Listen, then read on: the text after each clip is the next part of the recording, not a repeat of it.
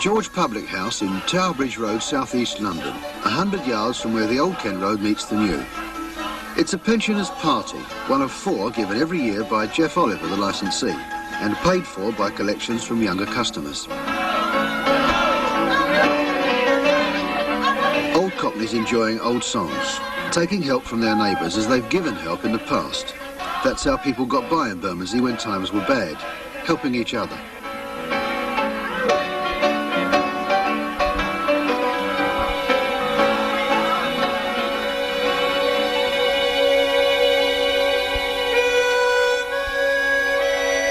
Bermondsey. Its boundaries are drawn in feelings rather than lines on a map. And the feelings there, all the way from London Bridge to Rotherhithe, south of the river, down to the Elephant and the Old Kent Road. It's packed with people all living together in little houses and old buildings, all trying to make a living as best they can. Some not making a living at all. Others helping themselves to what's not theirs. But in the old days, it was the docks that men looked to for a living. The docks or the markets, trying to make a bob or two down Tower Bridge Road or up East Lane. Half a crown I got 25 years ago. After 25 years, still the same price now. Very, very good for the chest. Recommended by Dr. Rossi of Pizza Place. Any more old age pensioners? Got half a crown. 2. The ladies are wise shopper. I say anybody like got their boat today? Yeah, it's 6 for tenner with a nice letter, ladies. Tenner. Hold up, now, no waste to me. Can see the outcome for a tenner. Almost to Bricklayer's Arms, right down past, say, to the end of Marigold or past the end of Marigold, there was a long line of stalls. Most of those stalls belonged in them days to people who lived in the side turnings, their brothers and all that. Well, that makes an old group of people getting their living from marketware. When they get into a pub, say, there'd be half of them interested in the stalls. And then you've got your docks. And you can say you get some of those in. They're all friends and neighbours. That makes a group distinct from a place where there's no market, no river. The people have to go in various sorts of factories. So you get 300 or 400 people along Bermondsey, sort of friendly. Get cleared a bit of swell. Now mind the swell. Mind the swell. Come on, touch a bit. Oh, only really due to be friend. People didn't travel too far to work, did they? Couldn't afford to, one thing. So they worked near. And if they lived near the stalls and worked near the stalls, on the evenings and weekends, them sort of people all met. That made a group, a close-knit community. And then we got their children's children and their grandchildren. And they still recognise you and still know you. Good night, Miss Page. Good night, son. Good night, John. Good night, Teddy. Good night, everyone. We all mix together as one. And that's how it should be. To have equality and equity amongst everyone you know. And never think you're one above anybody else, because you are not, because you've been through the same phases of life. We're all one family, all us Bermondsey lot in here, really. We're all the Marigold girls. We know our manners, spend all our tenner. We are respected wherever we go. We're rolling down the Old Kent Road, all the windows open wide. We are the Marigold girls. I live over there now, across the road. Not 100 yards from where I was born. But when I was born there, I could trust everybody I knew. I could trust myself with any one of them Londoners. Any one of them. There was 18 houses down there. I could walk in 18 houses. If I wanted a meal, I'd get a meal. If I wanted a night's sleep, I would get. a night's sleep. Can I now? Can I? No. Nah, you've got to be out for yourself here, mate. You've got to be able to help yourself, or else you go under. This is Bermondsey. You've got to have it the hard way here, boy. And if you're not careful, take the laces out your boots. Tom Bushnell lost his eyes from measles as a 6-month-old baby. That was 71 years ago, and ever since he's made an independent living for himself in the neighbourhood. I've got by on my merits, Ken. I've got by being an individual, like, you know, when I'm getting me living by my wits and doing different things, you see. For instance, when I think I was 16 at the time, I walked along the road and went to the costermonger and bought some orange boxes, put them on a barrel, got someone to pull them, and from then I sold loads and thousands of them. Then I was introduced by someone else into the sack business, buying and selling sacks, you see. He's the most fabulous man I think I ever know for his ages. There's nothing he can't do. He don't use a stick or nothing. If he wants to go from here to New Cross, he'll get there all on his jack like. Anybody would help him. If he wants to get anywhere, but he's a very independent man that way. Tom, really? Right. That's the finest thing a blind man can have, is independence. Do you know that? And I don't like it now because I'm not so independent as I used to be. Right, got your keys?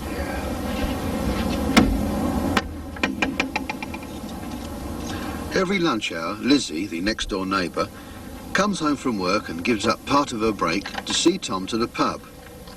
It's the sort of neighbourliness that's readily offered, but which Tom acknowledges with reluctance. You can't grumble.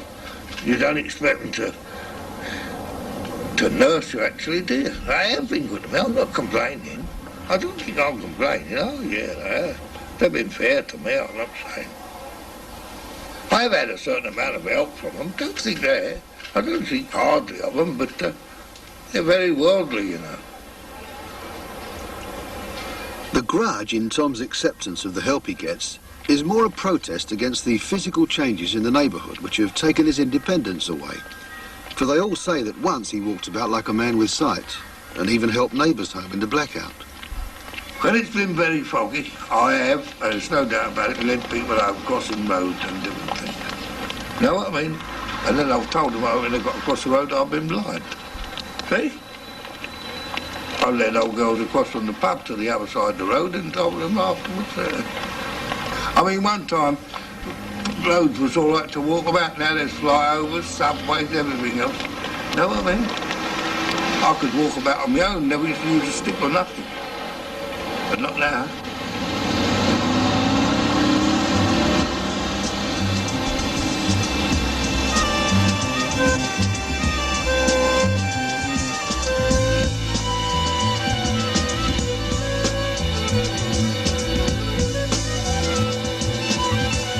Well, I think to myself, the elephant.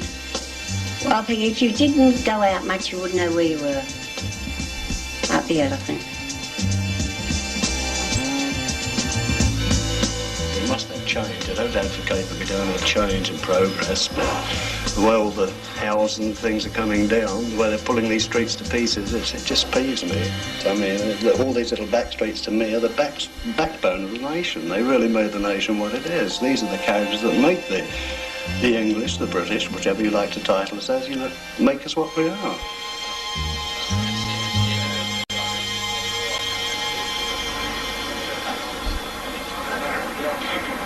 Jack Taylor is a self-taught painter, better known by art collectors than by people in the Old Kent Road.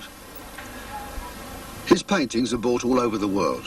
Princess Grace of Monaco has one. So have Michael Caine and Richard Attenborough. But his inspiration comes from, and his concern is for, the people about him, the people he's known since he was a boy.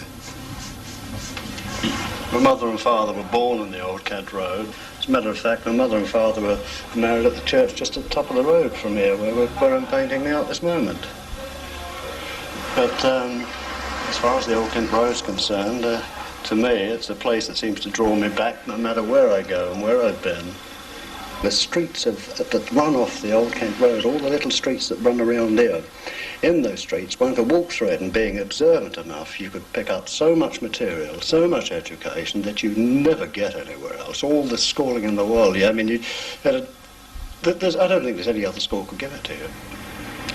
What I find about this neighbourhood today, at this present time, I'm getting a little bit frustrated with what's going on today, because all the old folks and all the old things that people knew and used to see and look at and enjoy seem to be disappearing.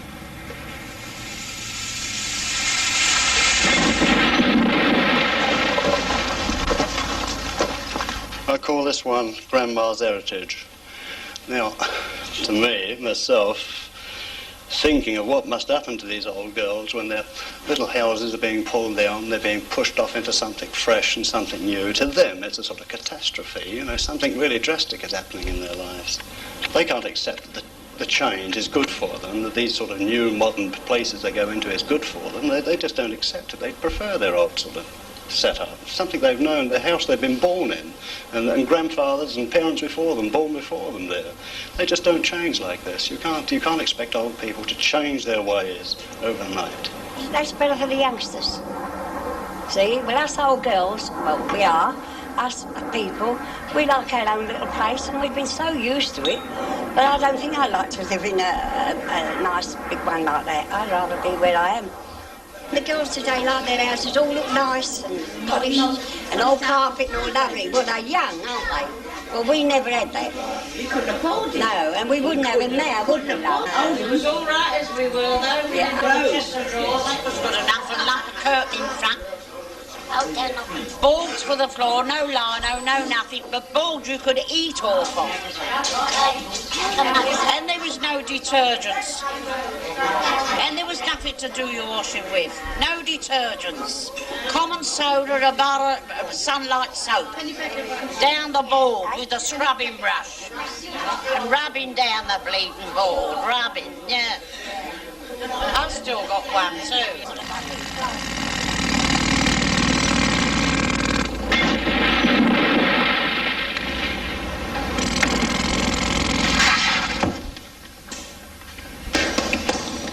Poverty made people fighters. It was poverty that made fighters of men. Some was only prepared to fight for a dinner, to provide for their parents and their brothers and sisters. I think Bermondsey has won more Lonsdale belts than any other district.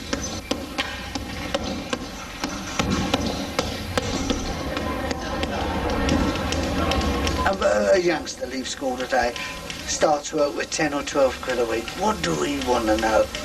Poverty created fighters.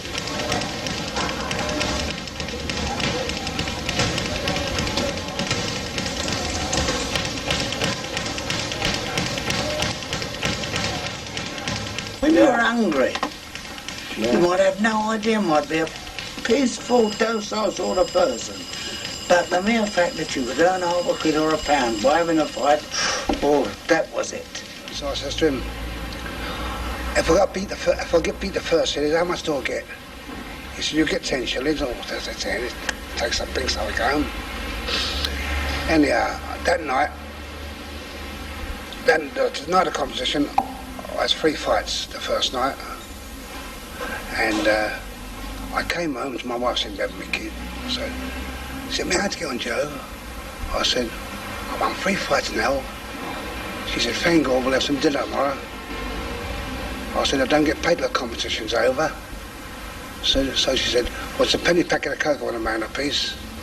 Have a spoonful of that and save a spoonful till tomorrow. That was hard days. It was hard days. They was fighting from the day they were born, fighting for survival. I used to say that. To live. It was a fight to live. And down at the docks, well, there were so many boxers, came from the docks. Dockers, they were part-time boxers and part-time dockers. Not that they wanted to be, but there was no work about it. It was such a struggle. 10 men chasing one job, or more. perhaps 40. It was hard, docks them days, hard. Yeah, she gave you a little lead ticket. Be a number on it. Now, every now and again, a checker would come on, a man would come on checking the numbers. I say you went out to go to make water. You're missing. You write your number on the floor. You write your number on the floor. That means say, go and get paid off. If you was away for say when the first hour's work and your number was on there, you was paid off. Nothing. You get one hour's work and have it.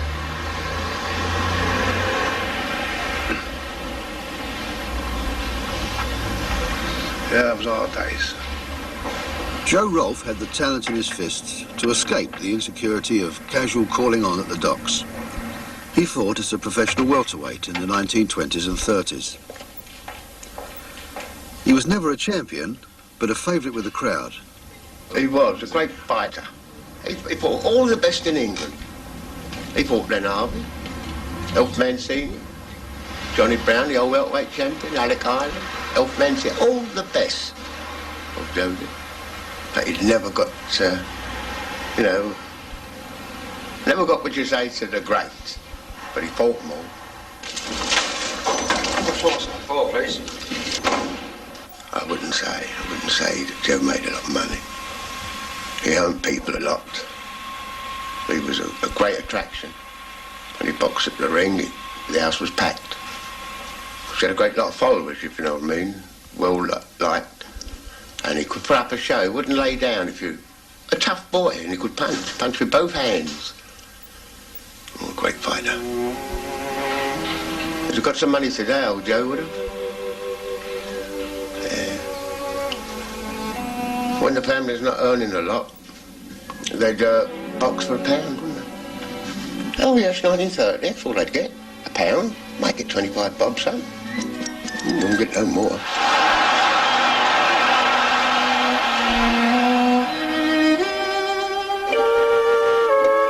I went once to the National Sporting Club, with the old National, with Georgie Ball of Bermondsey. He was a middleweight. He was boxing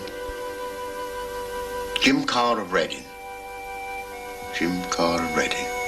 Now this is a gentleman's club, 10 rounds. The winner to get £9, and the loser got 6. Or £6. My friend George Ball lost. He got £6. I'll never forget that night. My old mate got a terrible hiding. He was very strong. And I said to him, why do you keep on, boy? He said, I wanted an extra £3. Now, how much would them men be worth today? Boxing.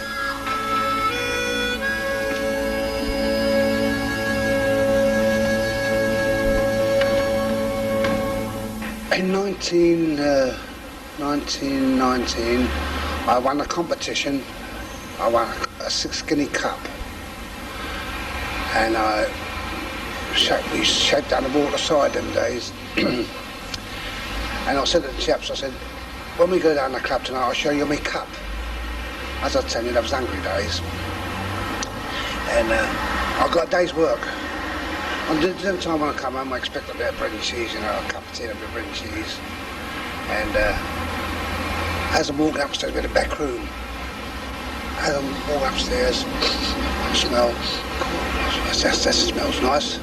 When I get up there, she's got a big joint of meat, big joint. I said, where'd you get your money from? Where'd you buy the money? She said, I pawned your cup. I won it on the night time. It was in pawn the next morning. Well, dear mate, very few families would have survived in Bermondsey without the pawnbroker.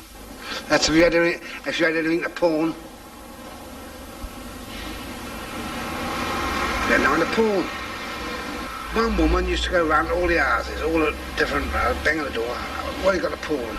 See, and she'd have a pram, or a bassinet as we call it, pram. Then how much you put on? And she'd come back with a pawn. They'd give her 8p for going. Well, she pawned all the parcels, have all the money, different parcels. There's your one, there's your one.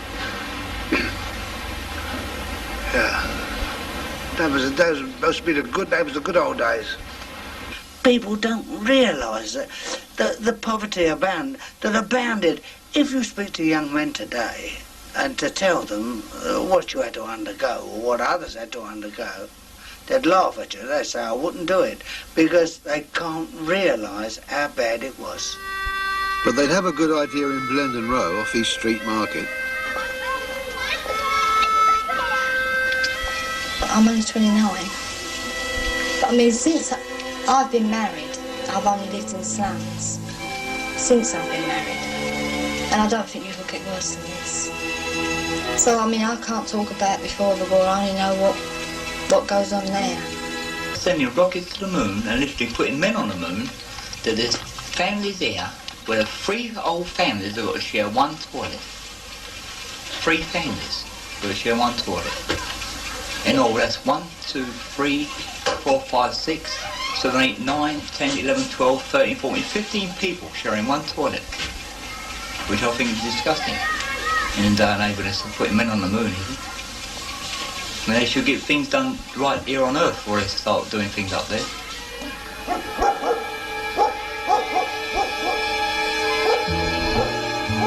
But this day and age, I mean, let's be fair about it. Nobody should be infested with rats, should they? When we first lived here, my Michael, now he's the age of 12, he was frightened to go to bed at night for fear of rats. And they'd got in the woman's flat up the next block. She thought it was her cat. She had a cat, mind you. And she thought it was her cat and it was laying in bed with her. The rat.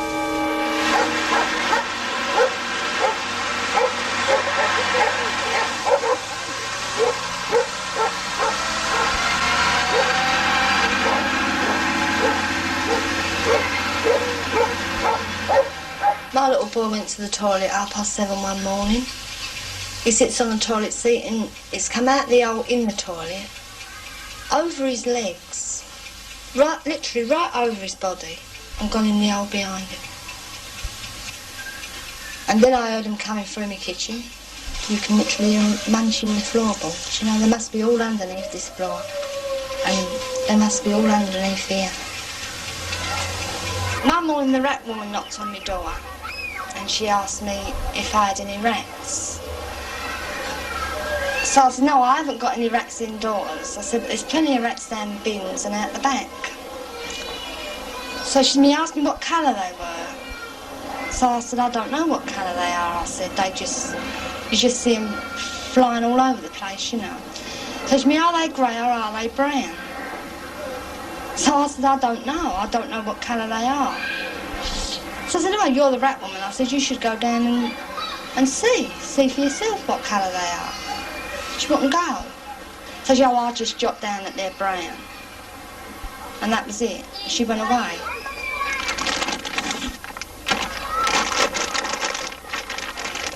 But they play outside my front door. I opened up my door the other evening and there was 4 little bees looking at me, 4 little eyes. And wouldn't go. I slammed the door again quick, you know what I mean? My husband came running out. They just hobbled. Because they got so used to you. See, this is it. They get so used to you going backwards and forwards that they're not frightened of you. Well, it's like one day the rat man from the town hall came. He came round with his little bag full of rat poison. So he said, where are they mostly? So the woman that lived over there, she said, well, they're underneath that tin. There's a nest of them there anyway. She said, because I can hear them of a night, squeaking. So puts his hand in the bag and on his hand was the rat food and he put it in and it come out and it ate off his hand. Up went the bag and through the window he got and he said, never seen nothing like it. He said, they're just tame. They just set it right from his hand. I can't keep my front door open. If it's late at night, I can't sleep with the window open. I have to shut my window as soon as it's getting dark. Winter or summer, the window's got to be shut because they climb through. I've got the rats out the window, the rats out the back, the rats in the block. I am literally surrounded by them.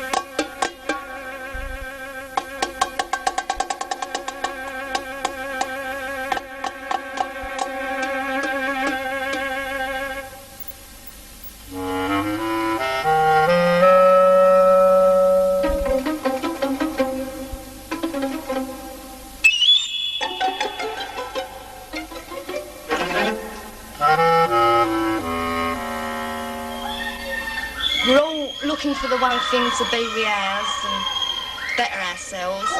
I know people to move on to estates that's come out of here and they say it's not like Blendon Row. They're not so friendly as Blendon Row. You know. And I believe this because I've seen them over the new estates. They go in, they shut the door. And they're in. They've got their bedrooms and their bathrooms. They think this is their life now. But I would like to move to a new estate where everybody was friendly, you know, know one another. Like Blendon Row, but newer, you know. But I know I won't find it when I do go. See, but when we come over, it seemed that everything was shut out. No one It finished. When we come here, it seemed to be finished. Like the life we had. Well, we had a good life. Tony Murray cantering through here on the Ruber. Car 13, we haven't seen it with a breast girth now, Velvet Night. This is the filly here, Borough 4. It's just broke up. See, all the friends we had are all moved out. See, they have to come out because it was all slums, see. And they're all moved away from us and we've got nobody. This is the way they build these flats. You can't get no neighbours, you know what I mean? Like, you can't make friends. So you're isolated. Well, we're isolated from all the other people in this block. When my boy comes up here and he says, I don't know how you can sit in here watching these four walls all day. He said it'd send me mad. And if anyone else comes up, they'll say, how ever do you sit here and do nothing? I said, I couldn't do it. So I said, to know where you should always go out and always enjoy yourself, and this is what it's come to. It don't seem true. It's not right. Here goes coup de feu. This could be the last. I think it's changed according to how the world has changed. And of course in those days there was no television, was there? So you never see this for sale or that for sale. When they're up to their in debt, who do they come to? Their old mother, their old father, for help. I'd like us all to live again as we used to. I'm not going to say our old houses, because the youngsters wouldn't live on them now. I'd like to see them all come back with us, all of them. All you see now is youngsters wants to mix with youngsters, us with nothing. We're nothing now. Not if you're the mother. You're nothing. We're past all fashions now. No? Yeah. Only put on a mini once and I was abused. Well, my daughter thought I was showing too much. She said, Mother, for God's sake, put a longer skirt on. You've got nothing to show now. Little did she know. We shouldn't be here. We shouldn't be here. You just talk to yourself about that. I want to be here. Well, the youngsters have married and moved right out, haven't they? Half of them are going out the neighbourhood. See? The work was in the district. Hayes Walk, Cotton's Walk, Mark Brown's, Butler's Walk. All the walls along there employed a hell of a lot of men.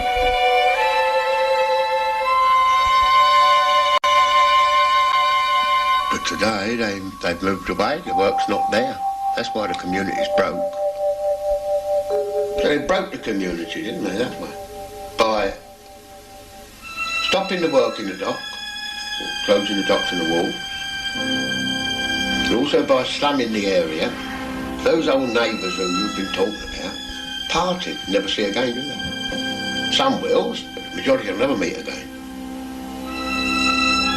There must be a hell of a lot from Brother that's the Surrey docks, right the way down to London Bridge. A lot of jobs lost there, wouldn't they? They're right the way down. And how many worked in the Surrey docks at one time?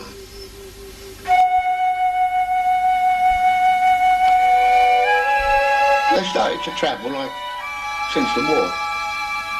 That broke them up to finish them and everything.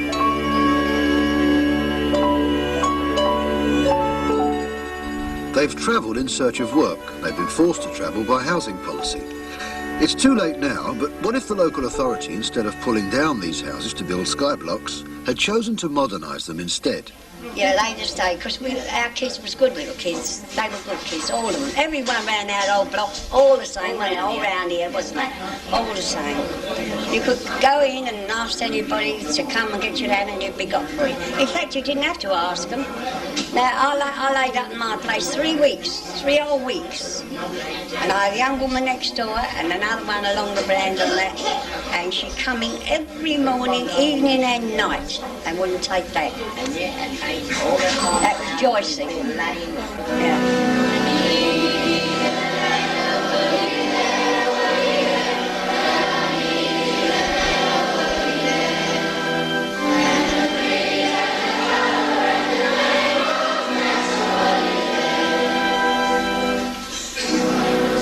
Bacon School, one of the local comprehensives, retains its harvest festival service at Bermondsey Parish Church, bringing offerings for the neighbourhood poor.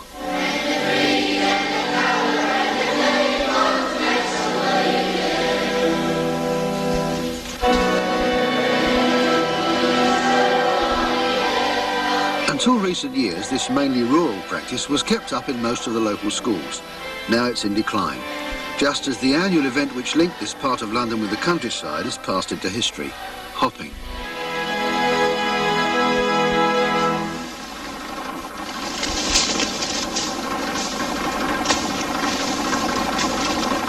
Not many years ago, in the first weeks of September, these fields would have been full of southeast London families picking hops by hand. Today, a handful of foreign students have replaced them, scything down the bines ready for the machine sheds.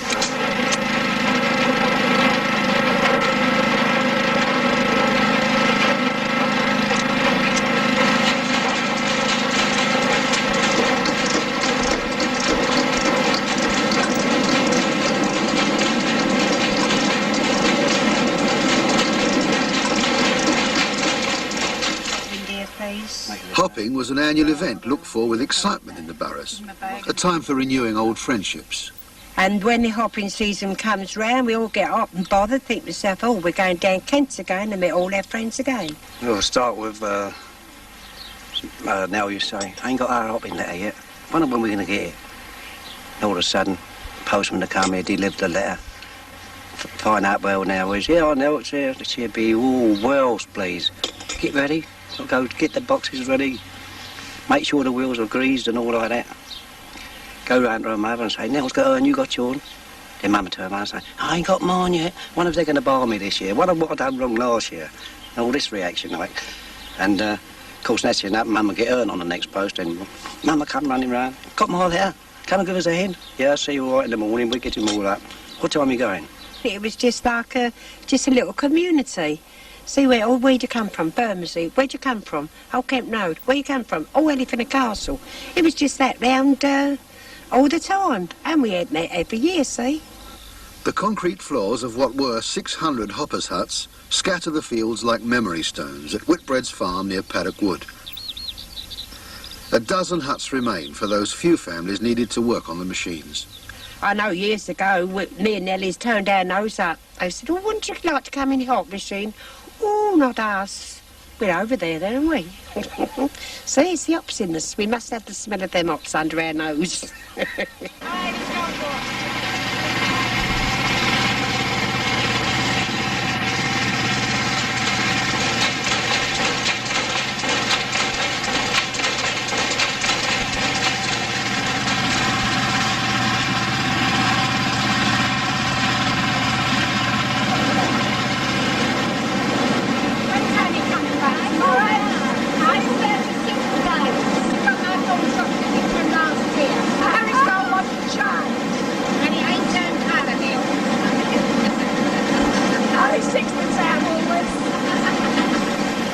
Though the work has gone, the memories persist everywhere, up and down and just off the Old Kent Road. It's only our hopping that worries us, because we can't have holiday now.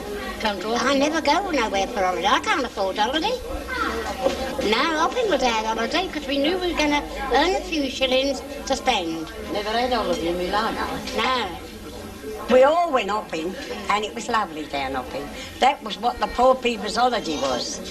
Miss Marjorie, you knew you had beer there. You knew you had beer. The good old stock ale. Well, and pints of that. No half pints, pints. With a shilling on your glass in case you nicked it.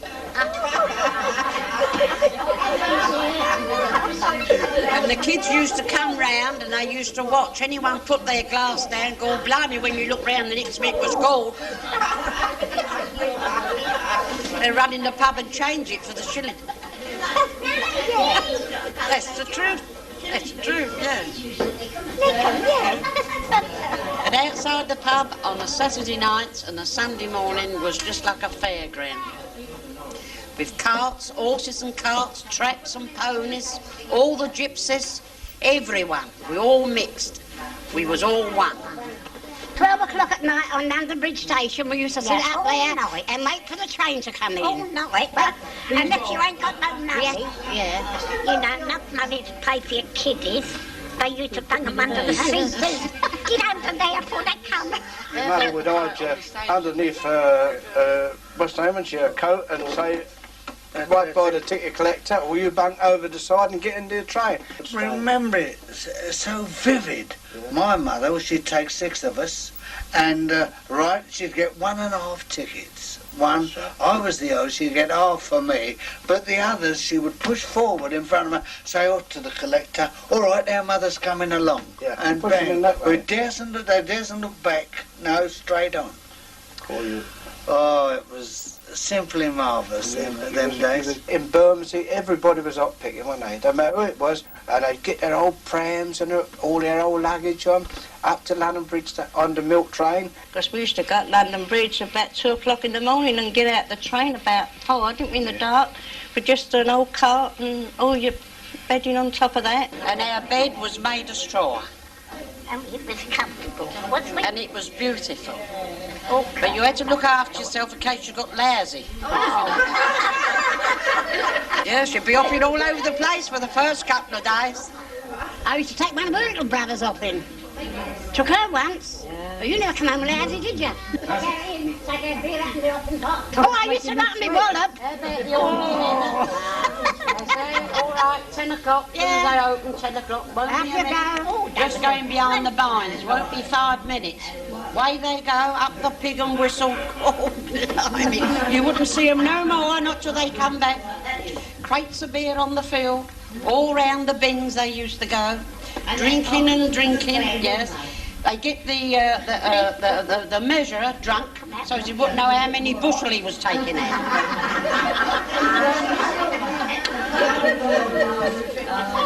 I know my mother and every majority of people, they look for hop picking. It was their holiday and they look forward every year. And my mother, God rest her soul, she used to have it like a little doll's house. You have the curtains up and everything. And Curtains up round our bedside, make it like a manger. Lovely. 10 in the bed. Kate, 10 in the bed, women up the top, men down the bottom. And they get mixed up in the middle of the night. Who was their wife? We only had a pole for the loo to sit on, and we used to have to hold one another on in case one fell in. Yeah, one day my husband come out to be drinking port wine. He went on the straight, so he drank port wine. Of course, that made him worse than anything, didn't it? So he went in this little hut with the pole, you know. So he sit there nice and comfortable, thought he was nice and comfortable. All of a sudden, a bull put his head in the door and he went, woo! Right over he went, right over he went. Right over, he come out the colours of the rainbow. We couldn't get the stink off him for the week.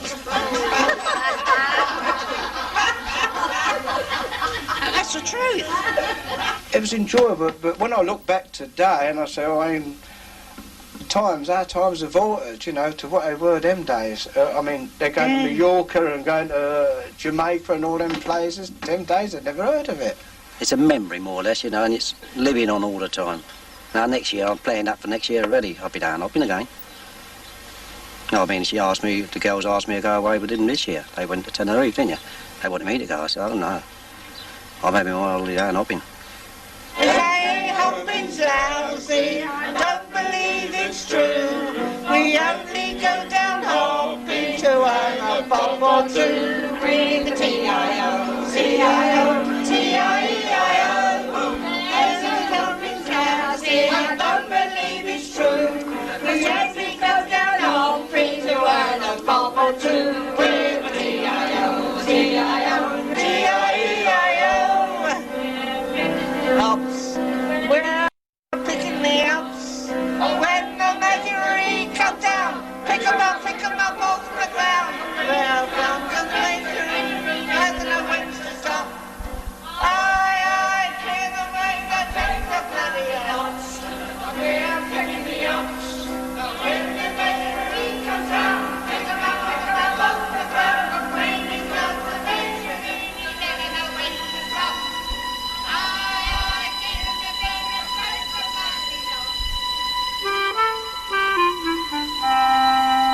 Everybody was healthy that went off picking. We used to come back black colour, you know, and the weather always seemed to be at about that time was bloody marvellous. We had the same September years ago as what we're having now. Today, yeah. Yes. It's amazing, it is, yeah. Absolutely beautiful. When you think of it, Dan, they were all time, but enjoyable time, wasn't they?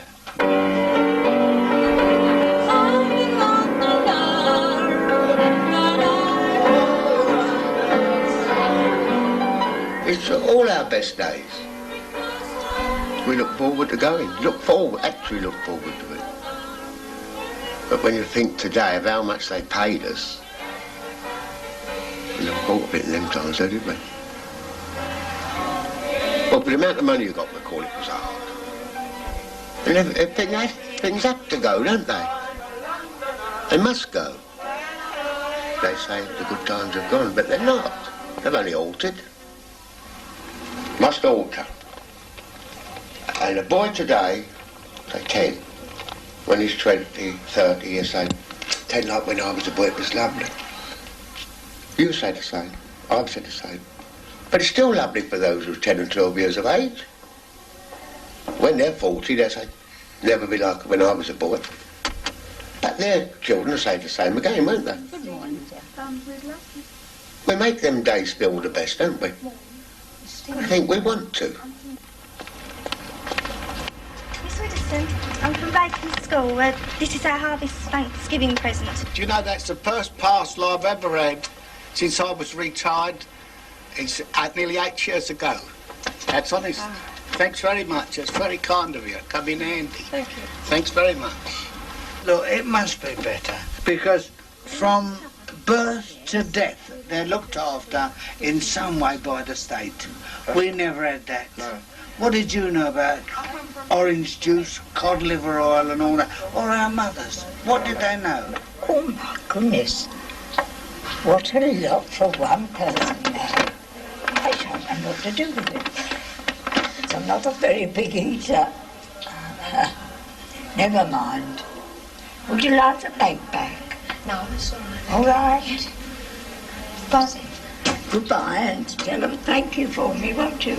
Please.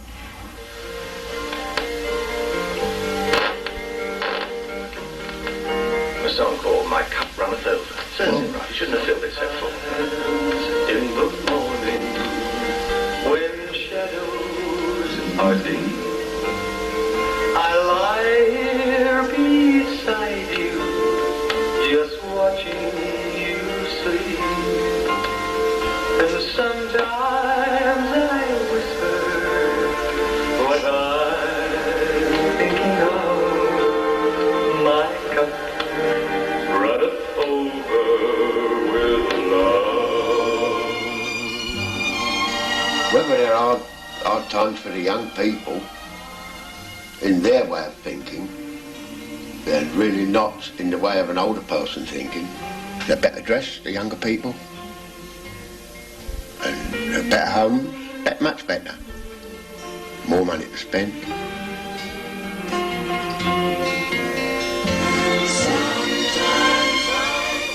They say the good times have gone, but they're not. They've only altered.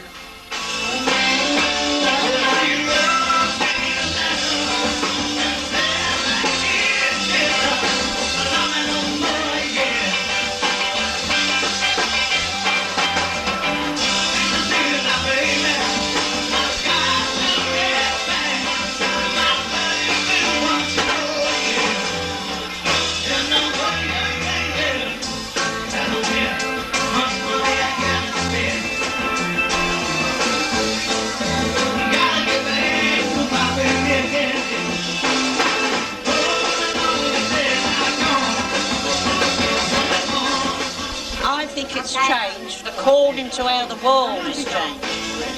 A person can't change all what the youngsters see now they want. They earn bigger wages. My husband only earned £1 a week when I was married.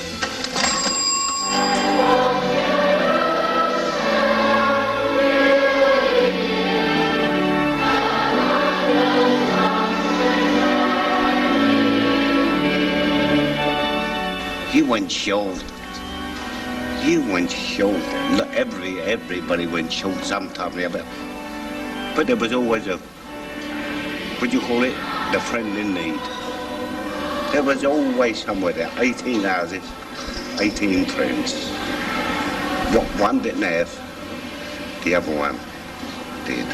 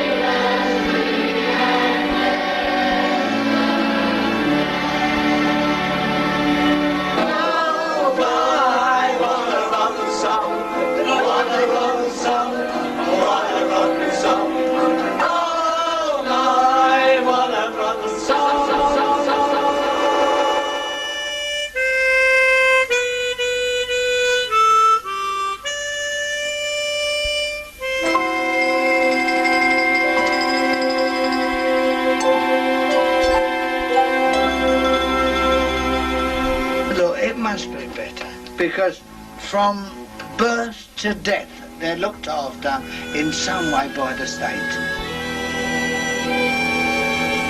Give me London years ago with 18 houses in one turning where you could trust everybody.